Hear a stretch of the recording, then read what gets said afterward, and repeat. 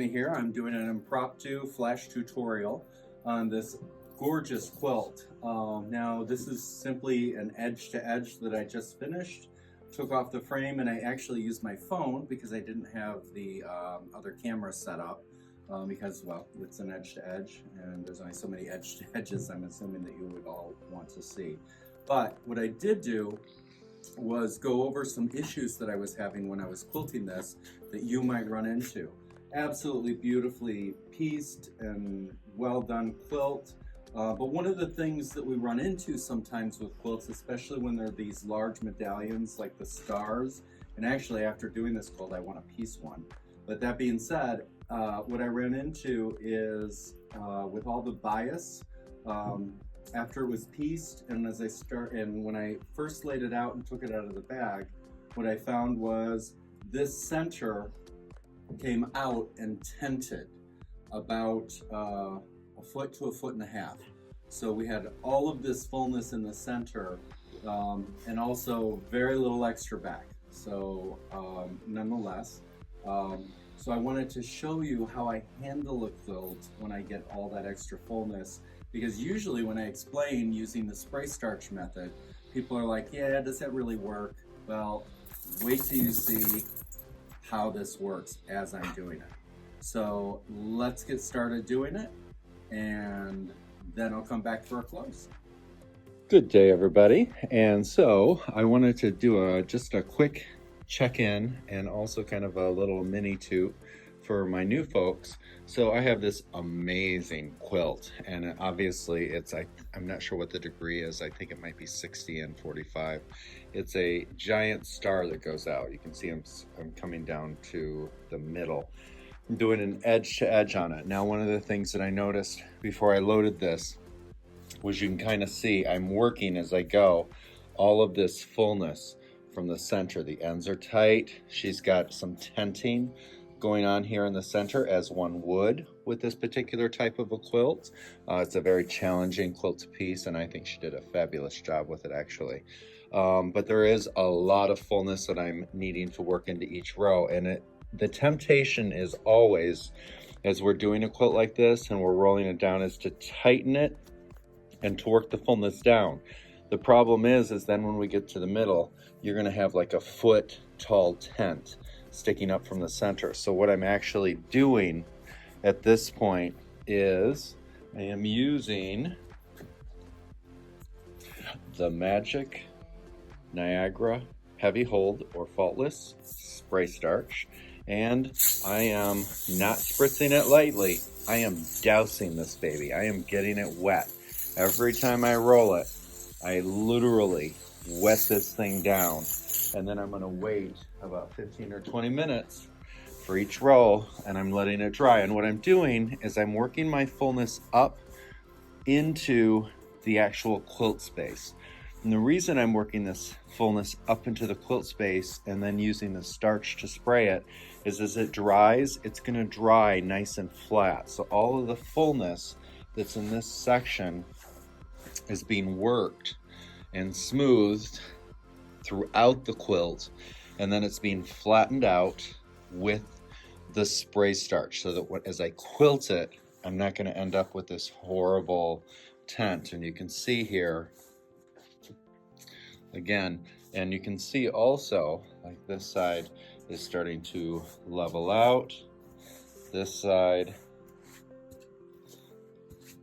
doing the same, and again I am working that out to the side. Now, one of my struggles, I could actually have put a little torque on the quilt top. The problem is she didn't give me a lot of backing. I had to add on to the side here. You can see so I can't stretch it to kind of distribute that fullness even more.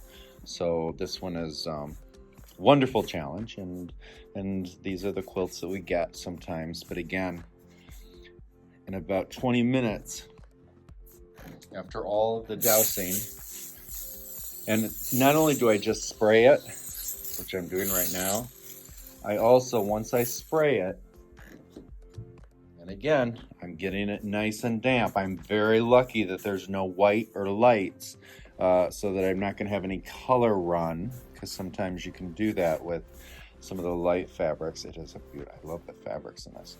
But nonetheless, this is how we're going to kind of maneuver that fullness. And I'll keep you updated as I work through this edge to edge. Okay, so it's been about 15 or 20 minutes. I'm not quite ready to sew. I'm gonna let it dry just a little bit more, but you can see how all of that fullness is now nice and smooth. It's getting a lot smoother. That's smooth, and that's why I have my spoon foot on, or my cup foot. That's gonna travel nice over that. And I also made sure to spray right up near the previous row that I had already quilted, because that's where you're gonna get a little bit of hill and valley going on. So that's gonna make that nice and smooth. But you can see how much fullness that is already taking out of the quilt. And it's not completely dry, it's still pretty wet and damp, so it's still gonna dry a little more, and then it's gonna be a little even more smooth. Okay, so now you can see it's been about 20-25 minutes, and now I'm doing the computer edge to edge, and everything is connecting well at the edge. There's not a lot of fullness I have to deal with. I don't have to stand here and babysit it. I'll work at the other machine.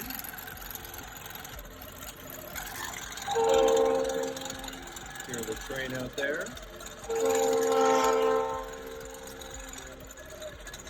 Yes. So again, Spray Starch is your friend. Go to the dollar store, get a few cans of Spray Starch, keep it in your studio.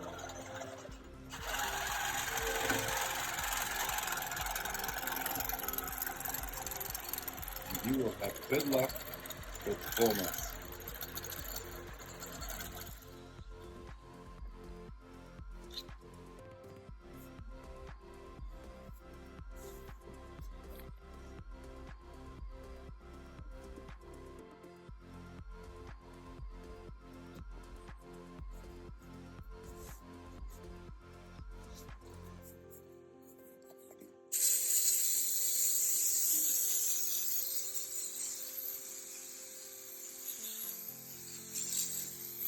Especially here towards the middle, where we're going to have a lot of major fullness.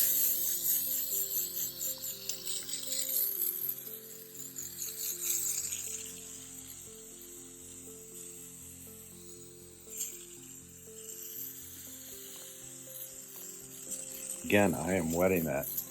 Wet it down. Obviously, you would want to be careful. This would not work if there were a lot of white fabrics in here and dark bleedable fabrics. You definitely want to be a little more cautious, of course.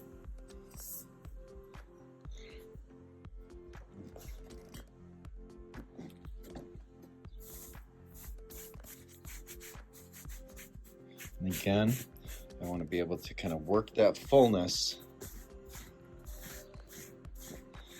throughout the whole throat space. It's not so much here at the edge. It's actually pretty smooth here at the edge once I did my first row, both sides. And again, I'm doing this quick kind of flash too, so I'm using my phone because I don't have the cameras available to me. Okay, so now I'm just gonna, again, I'm not pushing fullness down to the middle. I'm bringing it up from the middle and working that throughout the whole section.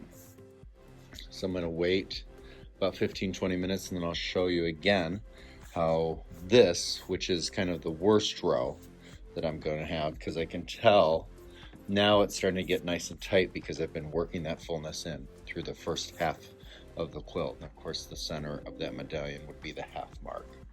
So I'll bring you back here and show you how that looks in about 15 or 20 minutes. Okay, so now you can really see how that took out so much of that fullness.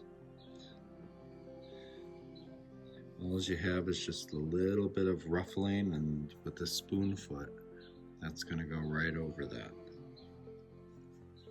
Same thing right here in the middle. Do you see how that took all that fullness? It's almost completely flat. I'm going to give it about another 5-10 minutes to dry, and then I'll go ahead and I'll start quilting this row. All right, my friends. So what I want to show you real quick is we are down to the center of the quilt, and notice how nice and flat that quilt is. Now, the only reason that it's that way is because we took stock of the quilt before we started, and we saw that we had some bad tenting going on in the center of this quilt. Had I have simply started at the top and began quilting and just started pushing the fullness down towards the bottom, at this point right at the center, this would probably have about 2 feet of height of tent going off to each side. So again, when you have a quilt, you definitely want to lay it out, and that's even if you fold it in quarters and just lay it flat to see if you have any tenting or fullness going on. You want to know that before you start so that you know how to manage that fullness like we've just done in this video. So again, we're down at the center, and you can see even here, we've got a little fullness. So the next row will, I believe, be the last row where there's going to be any fullness at all. And that I'll be able to take care of very easily, just like we did on the way down.